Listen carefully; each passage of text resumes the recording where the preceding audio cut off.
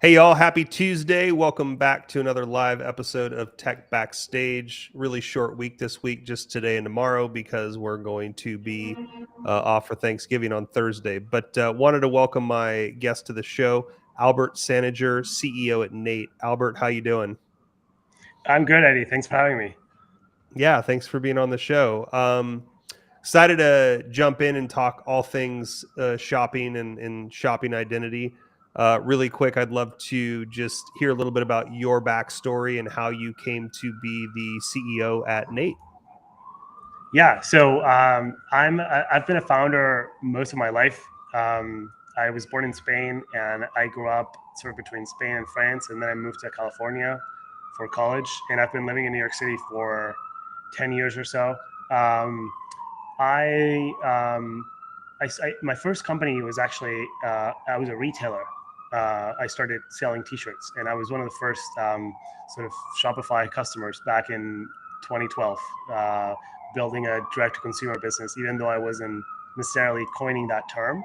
Um, and I sold that business a few years later and went to business school. And after that, I worked at Amazon, and that was a shock of an experience for me because I had been building really small businesses before, and then getting to work at one of the largest companies in the world by market cap was absolutely insane. So I left Amazon in 2018, and I decided to start Nate, which is the company I run today. Cool, awesome. Sorry, we're just talking about Carlos is wondering if it's coming from you or from me because I have very frequently the ambulance noise behind myself as well. Oh, I think it was Uh, mine actually. This is Park yeah, Avenue South. Welcome to New York. Like, we're gonna have to deal yeah. with this for the next 30 minutes. Sorry for that. Yeah, no, it's all good, man. Anyways, cool. So, and then at Nate, one of the things I just want to like briefly touch on, you, I love first and foremost that you were one of the first, like one of the first clients at Shopify because that's the e-commerce movement itself has been such a transformative movement. Um, it's revolutionized the way that people do business, and then also at Amazon, which is another groundbreaking company that revolutionizes the way that people buy products, right? Um, Yeah.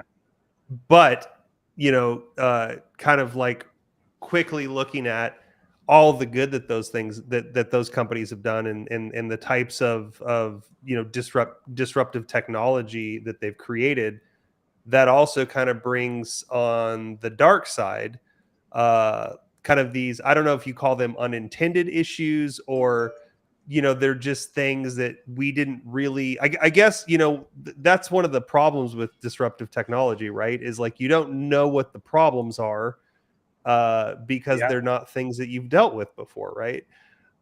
So we got Shopify and we got Amazon, and everybody's like, all right, I can just go buy this stuff online. But now all of a sudden, we're kind of getting into this, hey, I think you said it really eloquently backstage, is like you buy something and everybody knows that you bought it and there's no way around it, right? So Yeah. Yeah. uh I'm interested to hear a little bit, just kind of briefly diving into the topic, which today we're talking about shopping identity, and I'd love to kind of like define that versus who the actual shopper and the shopper identity is in a second. But would love to hear your thoughts on just kind of like the evolution of e-commerce and purchasing things digitally, and how that's changed since you were, one of Shopify's first customers. Yeah. Yeah. So there was a time when you could, there was no online shopping, right? You wanted to buy an item, and then you physically walk to a store. There was a time when you didn't even like swipe a credit card, right? You carried cash for the most part, and then there was an exchange there, and then nobody knew you bought that. Maybe the people who were in that store at the time, where they were like stalking you, but that was it, really, right? And then we started saying, okay, is there a way to make this easy for this person at the point of sale? Is there a way to make this where the person doesn't have to go anywhere to buy something? And those things are awesome, right? And then, unfortunately, the unintended consequence is right now anything we do is leaving a trail. right? So global e-commerce is $5 trillion. And in the US specifically, that's like almost $1 trillion this year. So it's insane. Like a lot of people, in fact, like a lot of people, like more than half of it is on your phone. It's mobile. Yeah. And the amount of information that is being stored on browsers, on card networks, on banks, payment systems, retailers, affiliated companies that like buy data from other people, social networks, if that was how you got inspired by wanting to buy that. And so there are all these companies out there that are trying to create their version of Eddie. Who is Eddie, right? You know who you are, and the part of you that you want to share perhaps with your friends or with your family and say, hey, yeah, I bought this, or these are the things I'm interested in. Why not, right? But it shouldn't be that like all these different companies get your information. Otherwise, slow and steadily and without realizing, then we end up building a society in the West that ends up looking very similar to what's happening in the East in certain places that, perhaps like, consumer privacy has never been an issue or a core pillar of the foundation of that economy, right? And so that's very scary. And one of the questions I've been asking myself since I started this company is there a true trade-off? Is there a way to get people what they want, a seamless life, a social life, and at the same time stay in control of what they're buying, how they're buying it, how they're paying for it, when they're buying it, all that sort of like trail? Who owns that? Is there a way to make it where that agency is owned by the shopper? And that's sort of the question. Yeah. I guess, I love that you were talking about, being stalkers at brick and mortars, because I think that's a word I relate to a lot recently, because like you'll go online and like you'll literally look at a product online, and then your Google feed for the next week is shoes or jackets or plane tickets. And it's like, do you think it was a gradual move from like oh hey, we can advertise these people kind of passively, to kind of like this all out bloodbath of stalkers? Or do you think it was like a really intentional move? Like, I mean, how do you think we got here? Yeah, I don't think there was this one master architect that wants to eventually, build this one sort of like god for all things data, consumer data. I think slow and steadily, business model design drove some of those companies to try to make improvements on targeting, and that made it we're like, hey, wouldn't it be better if like you actually didn't see things that you were not interested in? Sure, like show me things that I might be interested in. And then like that gets coupled with this poor execution, right? Because first, like these algorithms, like first, they're not there. Even if they were there, they would need so much data for them to feed you the right information. And no matter how you cut it, that ends up with self-fulfilling prophecies and informational determinism. And you see it in politics these days. People are more and more polarized, right? Because you end up sort of in this one rabbit hole of these are the things that you clicked on, and then you end up getting served more and more of those things. So you end up sort of going down that path. And I'll share. I haven't shared I'll share a personal story with you. My father, who passed away this year, started when he retired. He started watching one or two YouTube videos from these conspiracy theorists that were saying that COVID was fake or whatever they were saying. And my father has been this was this very rational sort of businessman, and then somehow those videos turn into other videos. It turned into other videos. Mm-hmm. So he thought that was the world, right? And he ended up believing a lot of that stuff. To the point where he actually, started ingesting this thing. It wasn't bleach, but it's something related. It's like one of those things. It's a sort of, because people said it was good or whatever. And the doctor told him, you should start doing that. This is going to harm your health. And, here we are now. I'm not necessarily linking that experience to the fact that he died, although I don't think it necessarily helped. And that's just one example in my close family. But I've been aware of this issue for a while. I've actually never been on Facebook products in my life. I'm one of those privacy junkies that always like Yeah. deletes cookies, turns on VPNs and all that stuff. And so, no, I don't think anyone that architected this. I think like over time, people are like, okay, how do we make sure that we serve these customers better? And who are the customers? What are the advertisers that want to target Eddie? So how do we make sure that we reduce their CAC and like do hyper targeting? And then it turns out that because you're wearing a red T-shirt today, you'll end up just seeing red T-shirts and you will not see black T-shirts, right? Right. Yeah. And it becomes very sad and very sort of isolating. Yeah. No, I agree with you, and I think there's that point too where like you talking about privacy, you even start to get paranoid because you'll like say something on the phone and then all of a sudden you're like, wait, are they listening to me as well? So it does get a little bit creepy, and I think it's, at the end of the day, like you said, I think it's really, this is just kind of the end of just super extreme A/B testing to see what's the best way to sell a product to an end user, right? Which brings us kind of full circle around to, talking about how can we reclaim data? How can we reclaim, our identity, our privacy, without necessarily sacrificing our basically our shopping preferences, or, what we, I think you can probably sum it up better than I can, but how do you think we can go about shifting from the economy that we're in right now towards being able to continue having meaningful experiences without needing to give over all of our data and all of our privacy? Yeah. I mean, I'm all for using technology in the ways that make human life better. Now, better is this very vague term, right?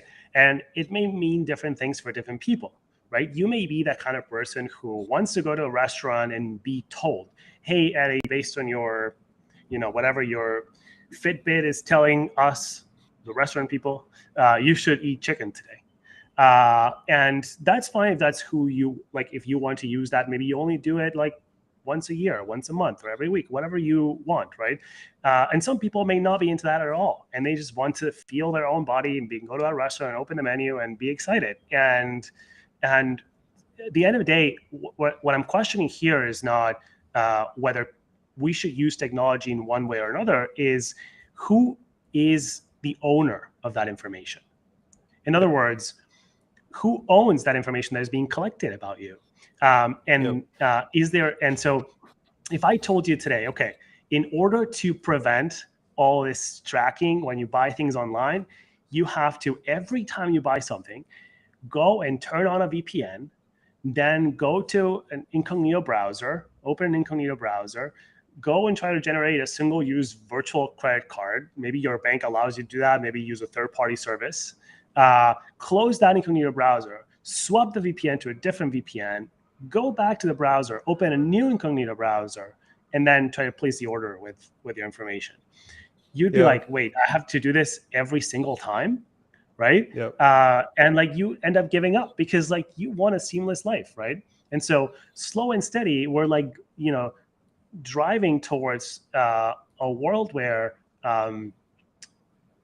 these machines will end up just deciding everything, and we'll just be the executors in a way. Like, and this is like, it sounds futuristic and dystopian, but it's actually happening today in China already. There are some companies that are able to predict with 90% accuracy what somebody's going to buy 48 hours before they buy it. And in order to offer one-day shipping, they start shipping the item 48 hours before the consumer has bought it, because China is geographically so large. And so it sounds dystopian, but it's actually happening today, right? So I gave you that trade-off, right? Would you spend like, I see your reaction. You're like, wait, I don't want to live in that world at all, right? No. But you also do not want to spend like 15 minutes every time you need to buy something online doing all of those things, right? Yep. And here's a different example. What if there are some people who are really, especially new generations. So the Nate shopper, like our consumer that uses Nate for the most part, these are young. This is a new generation of shoppers, people in their 20s. And they love sharing what they're interested in with their friends. And the method that they have to share that is on social networks that have a business model that is where they are the product as opposed to the customer. right? Right. And so even if you say, okay, I'm going to go out of my way to do all these like things, you're still going to want to share some of that stuff. Where do you share it, right? And who retains that information? So as a result of this, I want to have a seamless and social life. You end up having a world where, you know, the social network knows what you're buying, your browser knows what you're buying, your credit card company knows what you're buying, a bunch of third-party affiliate companies, and they start selling information to each other. And then like somebody mails to your house with your address some ad about, you know, new like direct-to-consumer cooking pans or pots or whatever it is, and you're like, I've never bought anything from this company in my life. How do they have my name and my actual address? Well, because, you know, people have been selling it to third parties. So that's sort of one of the things that I'm trying to resolve by building the company that I'm building. And if you, in case you or anyone who's listening today is not a Nate user, you can download the app today. And it's the simplest way of buying online ever. It's super seamless. There's no trade-off. It is also the most social way of buying online because you can share the shopping lists that you're interested in with your friends and they can follow them. And at the same time, you're the one that stays in absolute control of what you're buying, when you're buying it, and how you're paying for it. So all that exercise that I mentioned, like turn on VPN, opening your browser, generate a virtual card, all that stuff, we do all that in the back end. You don't have to worry about any of that. So do people use Nate app for privacy? Not necessarily. But in the process of us making it the most seamless and the most social way of buying online, people are preferring it over other places. And in the meantime, we're saying we're going to create a business model that makes it where we also give you the most private way of buying online. So slow and steady, you can reclaim your agency. Yeah. I love that. I love, thinking about just kind of going back to, who owns the data, right? Because, for example, talking about going to the restaurant, the Fitbit with the chicken example, I love that Fitbit chicken. No, but like going back to that example, I think there's a really productive way to be able to do that without them obtaining and storing your data long term too, right? So because it's like you said, who owns the data? Well, it's like it's my data, and if like I know you're not going to abuse it, I'm open to sharing that information with you, right?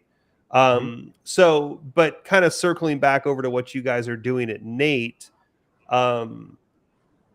is the intention to basically like guard my identity from merchants, or is kind of the eventual goal, because I have to imagine merchants probably aren't super stoked about that.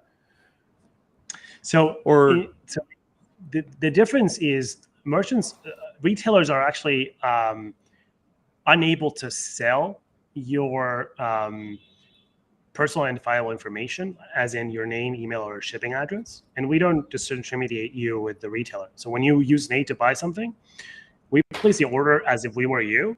And then the retailer sends you a shipping confirmation the same way as if you had used your fingers to do that. The difference is that the purchase happens on our servers, not on your browser. So nobody can place a cookie on your browser saying that you bought that. We also issue a single-use virtual card for every purchase. And so nobody can map sort of your device, your IP address, your browser, like nobody can map all of that. And then the retailer cannot sell the last 4 digits of your card number because it's a single-use card to third parties. And the last 4 digits is how a lot of companies try to track you across places. That's what's happening today. And so it's actually the most private way of buying online today. The way I see this shaping up in the future, and you mentioned that you love the Fitbit and chicken, right? You're like, okay, I would love to try this. I'll see what the Fitbit says. Like, you'll go to the restaurant and they'll tell me what to eat. And that's cool, right? And the question is, do you, when you're done with them, like when you're like, you know what, I don't want you to have this data. I just wanted this experience. I wanted to eat here and have the experience, but I do not want you to store this data, right? You should be able to do that. Right? You should be able to say, I'm going to either lend it to you for 30 minutes or 10 minutes or an hour for some experience, and then I'm going to remove it, right? Or maybe you're the kind of person who you're like, you know what, I'm going to sell this data to you. Maybe if that's what you want. Why not? It should be your decision. And this applies to shopping too. I see a world where you eventually log into, let's say, your preferred streaming platform, and you share with them, for 10 minutes what you've bought online for the last 5 years. And if you want to share, or streaming as an example, you imagine a virtual reality world, or whatever other interface that you interact with, a voice assistant, right? And then at any point you're like, you know what, I'm not vibing with this anymore. I'm going to withdraw this right, and they will no longer have access to this information. That's the world that I want to build, that doesn't exist today. But there should be a way to get all the benefits that we want without the downside. Is there just kind of a sidebar on that? Because you bring up a really interesting point, which is, hey, I want to expose this information right now because I see some benefit with sharing this particular part of my profile with this company, but at some point in the future, I want to rescind that permission, right? Is there any way that, like, in the future, you could see us being able to share that information with that future company and them not being able to take it, store it on their servers, run it through a gajillion algorithms, months or years after you rescind permission to view it, but also where they're not able to actually resell it to other companies? Yeah, and of course, the law plays a big part in actually making sure that if we're able to build that future sort of like holds in case people breach it without disclosing it. But I think there are new technologies out there that would allow for this to be sort of like entirely clean. And if you rescind that right, then effectively immediately that company would no longer have access to it. It all depends on how people build their stacks, right? But I think I'm already sensing that there are some companies that are on one side of the equation where they're like, I want a world where all the data is freely available for anybody to use. And there are some companies like Apple, for example, that are saying, you know what, I think this should be owned by the consumer. And so I think anyone who does business in the West is going to have to position themselves in one place or another, and then deal with the consequences after. And I consider consumer rights the right side of history in Western democracies. Yeah, I agree, because like you're saying, it very closely aligns with what's happening in some, I guess we'll call them less than ideal countries. But the fact of the matter is, in countries like China, you don't really have the option to have that privacy, right? You walking down the street, I think they're working on facial recognition at this point, so they can actually track you from your house to your work, what time you leave, what time you enter, and they're not really concerned with whether that's your right or not, because you don't have those types of rights there. So I 100% agree with you. I think it's definitely on the right side of history. Again, I think it's another thing that when the internet came out, I don't think these are issues that anybody foresaw, or maybe some people did, but I don't think the majority of regulators, which is kind of the next question I want to ask you about, but I don't think the majority of regulators saw this as becoming as big an issue as it is, because at the time, there wasn't even enough tech to do this, and now here we are in 2022, and it's definitely something that's happening. But one thing I'd love to ask you about and just kind of get your opinion on is, so we're talking about laws and we're talking about regulators and GDPR, but what do you do when companies like Google or like Facebook, they're so big that they just ignore the regulations, because historically the punishments haven't been there, right? I think I read somewhere on some engineering blog how, like, at Google, like, an engineer saw a block of code that said, if consent, run the analytics function, else run the analytics function anyways. And so it's like things like that. It's like, there haven't historically been punishments that really fit the crime. So what are the regulators doing right now, and what direction do you see the law actually going to kind of curb this, this wild west that we have? So there are a couple of entities that are ahead. You mentioned GDPR, so the European Union is definitely ahead. The state of California in the US is ahead, but they are barely scratching the surface. And they're building a lot of fundamentals on things that are not the most relevant things. So sure, your name and your address should be protected. What else though? If you click here or click there, right? Isn't that the equivalent of you going one place, going another place? What if like someone had the entire trail where you were going? I mean, it's sort of iPhone sort of does that, but like in theory, it's stored in the device, right? And so that's what's happening in the web. It's like, okay, like certain things are like the regulator is saying this is like requires consent, and the others are fair game. And the thing with the fair game part is that it's so large. The fair game part is so large that people can recreate whatever they need, right, in order to identify you, and then build. And so, and their business model is misaligned. So I think beyond your observation on like even the few sort of rules of the game are being broken and there's not enough sort of punishment. I think like there are not enough rules of the game. Like the rules of the game are completely outdated, and at this space, regulators are not going to catch up. And I think like the private sector has to, so businesses, corporations have to be a participant in this as opposed to be passive receivers of legislation. They have to say, this is my footprint, in the same way that they are being more open about their footprint on, let's say, like diversity, equity, and inclusion. They're being more open about their, climate footprint.